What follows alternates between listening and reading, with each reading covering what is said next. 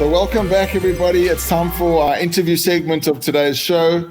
And I've got a very special guest with us here today who I met recently at the Dubai Metaverse Assembly, who actually is an ex-South African from Durban living in Dubai, creating these magical new worlds. Badrriya Henry, who is the founder of Semblance Worlds, which is a fashion and retail metaverse focused on really, pushing the envelope on the future of fashion, NFTs in fashion, and Web3, how we can enable many, many designers and many people to get into the industry.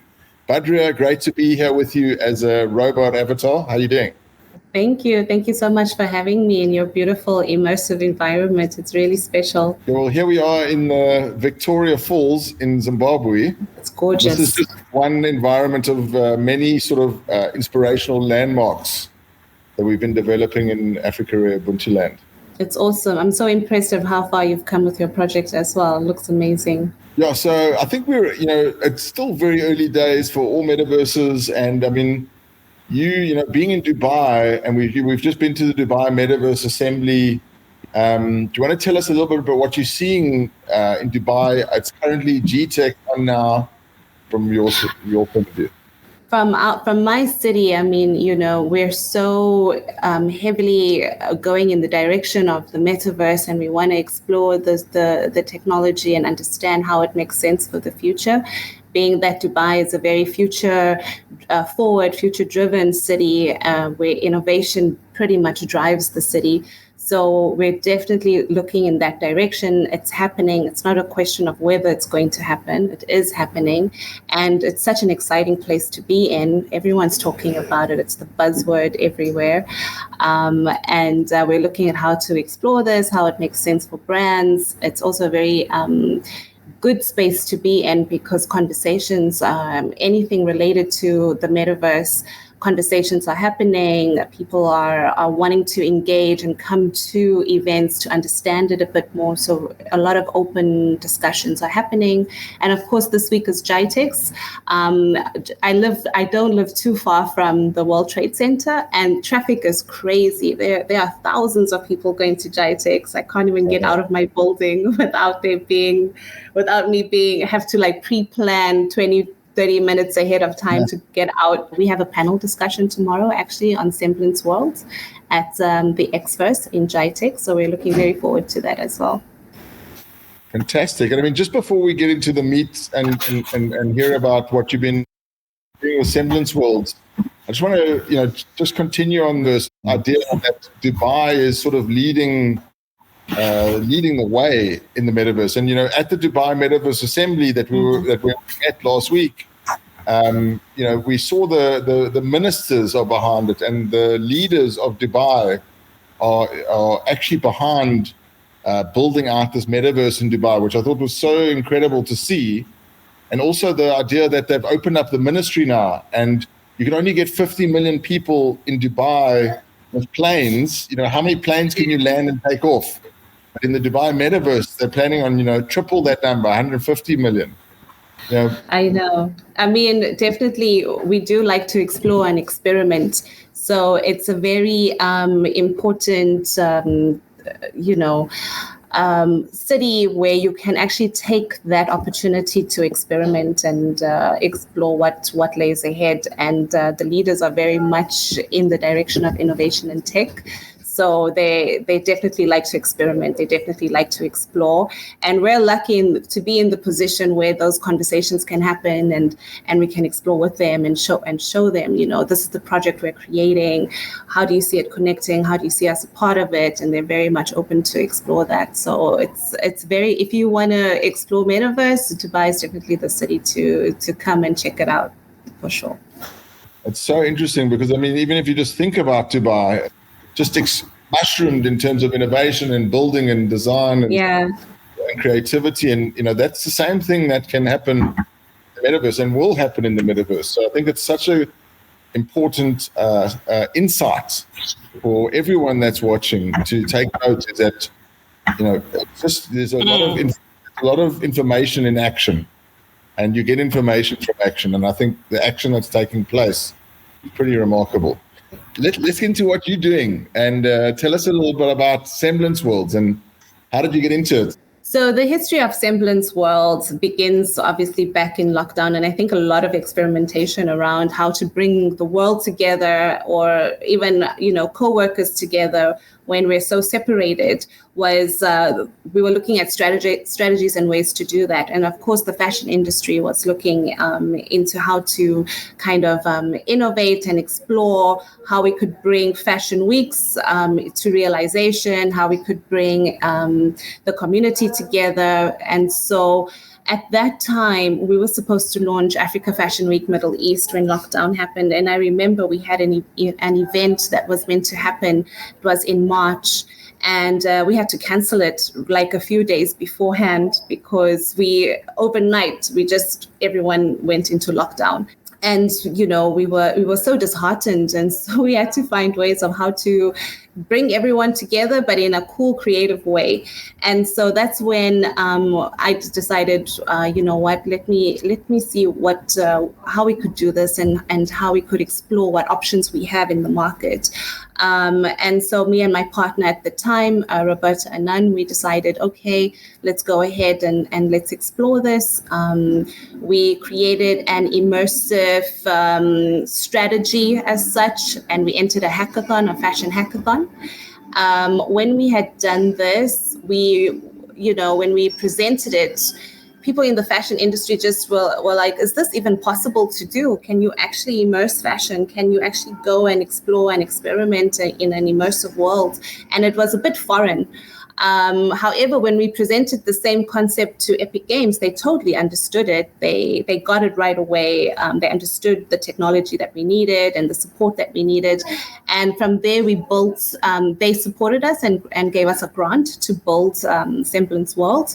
At that time, it was known as Semblance Project. And so they were like, you know what, we want to see what you guys have, what you guys are going to build. Let's go for it. And so they backed us. They were our first backers. And it was from there we built phase 1 and phase 2 of Semblance World, and we got a lot of, inquiry into it and how it makes sense. We still didn't understand quite exactly how to commercialize it. And then that's where we were exploring NFT, because from there it just organically grew. We got more co-founders involved. Now we're having Africa Fashion Week Middle East inside the metaverse that's coming up soon. We're going to do a big announcement and a big reveal on the 27th of October. So we've grown quite a lot, and we're going to complete phase 3 of Semblance World very soon and present it to the world. So exciting. It's a really exciting sort of journey you've been on. Let's touch a little bit on the Fashion Week that you got coming up. Sure. What are you planning? How's the format? Are you having, beautiful long-legged avatar models walking up and down the catwalk? Are you changing their wardrobes? How's it all going to work?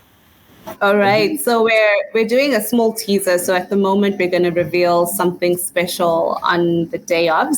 The team at Africa Fashion Week is very excited about it. They love what we've created for them, and they're just looking at how to use it and how it makes sense, because we always feel that the African narrative is that we're always behind or left behind, and we always are coming later, 5 years later, right? So we were like, you know what, we're positioned in the right city, we're the right team, we have the right technology coming from my side and from Semblance World. And so why not just leap us into the forefront and get us there with the rest of the world, and not come 5 years later with the Fashion Week solution. Love it. I mean, I think that we share similar ethos. Us being from Africa, Ubuntuland, is that we saw this conversation happening in Europe and Asia and the US around Web3 and digital ownership and NFTs, and we thought, how do we get involved? How do we make sure that Africa is not left behind and Africa can actually lead the way? So definitely. I think what you do is very commendable, and from action we actually get into doing that and into being in the loop. Yeah. And I mean, we've also had conversations around adoption. So, how does the communities in Africa adopt it, and which cities, and who do we target, and how does it make sense for them, given, access to technology, access to Wi-Fi, access to so many different things. And so we felt, we'll test it slowly, and we'll experiment and see how the community respond and see what they want and what they need, and take it from there. We definitely feel that blockchain, if used correctly, can be very, very liberating for communities in Africa, in terms of just freedom, really. We believe that economic freedom, yeah. It really helps with trying to strive for that. What's exciting you about the space? Let's move over to a bit about what's happening on a global scale. Are you seeing anything at GTEx? Was there anything at the Metaverse Assembly that you saw? I know we got to hang out with Brad Bird a little bit from the Fabricant. Yes. It was also an ex-South African. So if you can see a little story here, a lot of ex-South Africans are doing cool stuff in the Metaverse. And current South Africans and ex-South Africans, sorry. Do you want to tell us about some of the stuff that's exciting you globally? Right. So what I saw that was really exciting at the assembly was Microsoft's solution, the mesh that they introduced. I thought that was really awesome with mixed reality. It's just the next stage of augmented reality. I found that very interesting. My company itself, Fashion Foresight, explores XR technology for brands. So how to immerse brands in retail spaces and also online in a digital capacity. And so we found that very interesting. In fact, it was maybe one of my favorite moments was when they revealed that. And then I think also the discussions and the talks that were happening, I think was very insightful. Even when certain speakers or panelists rather, some of them disagreed with points of views, especially with decentralization. You had more the consultants having a specific point of view when it comes to government and policies, etc. And then you had on the other side those building metaverses that are very driven towards decentralized spaces. And so that kind of butting heads was very interesting for me as well. I found that quite those are the kind of conversations we actually do have to make sure that the metaverse makes sense for everyone.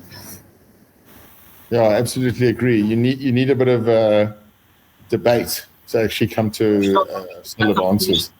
And in terms of the fashion industry on a global level, is anything that's out there that you've seen recently that's exciting you? New types of wearables or every day. There's so many things happening every day. I think there was New York a digital fashion week that was a few weeks ago, and then the Metaverse Fashion Council had an event last week that unfortunately I couldn't attend because we were a bit busy. And then there's just news after news about different brands exploring and experimenting and trying to find their space in the metaverse. Even if it doesn't quite make sense, they're still open to experiment. Because a luxury brand in a immersive environment that's driven for kids maybe doesn't quite fit right, but they're still open to explore and see what happens in those spaces. So we feel that definitely Semblance World fills that gap because it's very high-end experience, it's very luxury experience, and we think that the brands definitely will appreciate the space and the world that we're building, and it's based on Dubai. So Dubai is one of the biggest fashion retail capitals where there's a lot of spending. I think we're like 22% in retail transactions globally, so it's quite a huge number, and so we feel like Dubai was the right place to create our immersive metaverse world. If anyone wants to find you guys and know more about Semblance World, where should they go? How do they get hold of you? At Semblance World, so pretty easy, on Instagram, and then the same on LinkedIn. And we do also have a YouTube video that's up and running, so you can follow us in those different platforms. Awesome. Well, Badrriya, thanks so much for your time, and good luck for the rest of GTEx. Hope No you problem. see some amazing things and meet some cool people. And we'll see you again in either Ubuntuland or Semblance Worlds. In Semblance World, yeah, no problem. You're invited to the Fashion Week, physically or virtually. Either way, you choose. Thanks. Cheers, everybody.